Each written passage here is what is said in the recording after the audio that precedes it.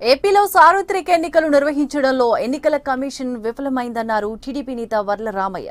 ఎన్నికల్లో జరిగిన అవకతవకలపై ఎన్నికల ప్రధాన అధికారి ద్వివేదికి టీడీపీ తరపున ఫిర్యాదు చేశారు. కృష్ణా జిల్లాలో 2 ఈవీఎంలు ఎన్నికలు జరిగిన 12 గంటల తర్వాత స్ట్రాంగ్ రూమ్ కి చేరాయని, వాటిపై విచారణ చేయాలని డిమాండ్ చేశారు.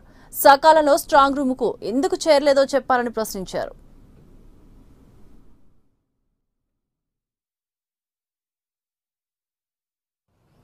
How can an RO take EVMs to his residence? ఆయన ఇంటికి ఎలా తీసుకెళ్తాడు? ఇంటికి తీసుకెళ్లిన ఈవీఎంస్ స్ట్రాంగ్ ఉన్నాయా లేవా అని, ఇంటాక్ట్గా ఉన్నాయా లేదని ఎలా తెలుస్తుంది మనకి? 24 గంటలు ఇంట్లో పెట్టుకున్న ఈవీఎంస్ 24 గంటలు అతను ఏం చేశాడో ఎలా తెలుస్తుంది? చెక్కు చెదరకుండా ఉన్నాయా లేదని ఎలా తెలుస్తుంది? Who certified it? అక్కడ రిసీవ్ చేసుకున్న సర్టిఫై చేశారా?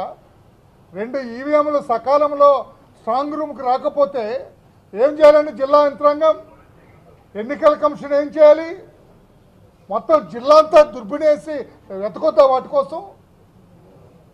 అందుకే ఇంత నిర్లిప్తంగా వ్యవహరించిన ఎన్నికల కమిషన్ని మనం గతంలో ఎన్నడూ చూడలేదు.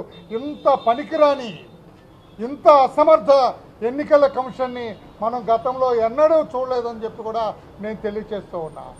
ఆయన తీసుకెళ్తాడు 24 గంటల తర్వాత, ఇవిగో అంటే వాళ్ళు తీసుకొని లోపల పెట్టుకొని తాళం వేస్తారు. ఇదెక్కడ పరిస్థితి? ఇదెక్కడ పద్ధతి?